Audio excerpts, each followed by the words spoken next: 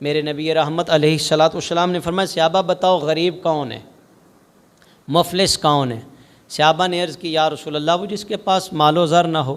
عرف عام میں بھی ہم یہی اس کی تشریح کریں گے کہ جس کے پاس دولت نہیں ہے، جس کے پاس مال نہیں ہے وہ مفلس ہے، وہ غریب ہے۔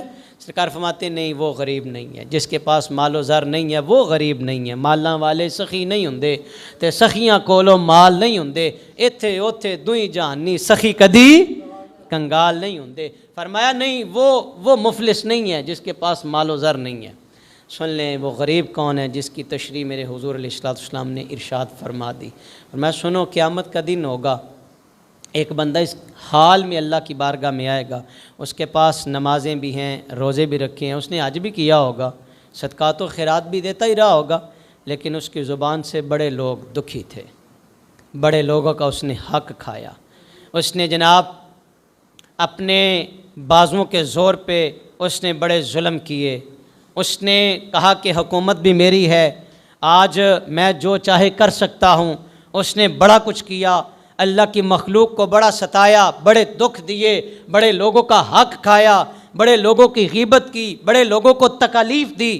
میرے رسول پاک علیہ السلام فرماتے ہیں کہ اس ظالم کو بلایا جائے گا اور جس کا اس نے دل دکھایا، جس پہ اس نے ظلم کیا، جس کا اس نے حق کھایا، اللہ ان سب کو بلائے گا اور رب تعالیٰ فرمائے گا تو نے اس کا مال چھینا ہے اب واپس کر، تو نے اس کی زمین پہ قبضہ کیا واپس کر، تو نے اس کو دکھ دیا، ستایا دنیا میں۔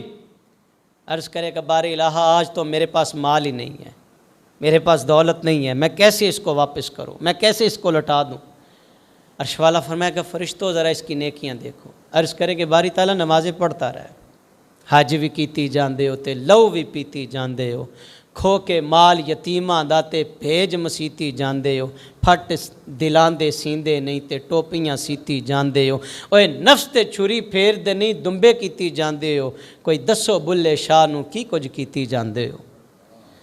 فرشتے عرض کریں گے باری الہ اس کے پاس نیکیاں ہیں، اللہ فرمائے گا جس پہ اس نے ظلم کیا اس کی نیکیاں اس کے کھاتے میں ڈالو۔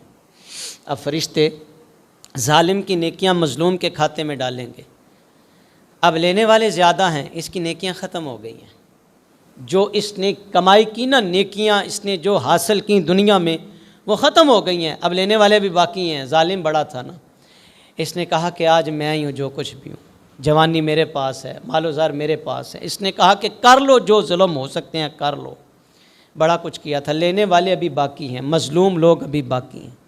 فرشتے عرض کریں کہ باری تعالیٰ اس کی نیکیاں ختم ہو گئی ہیں، اللہ فرمائے گا یہ جو لینے والے ہیں ان کے کھاتے میں کوئی گناہ ہے؟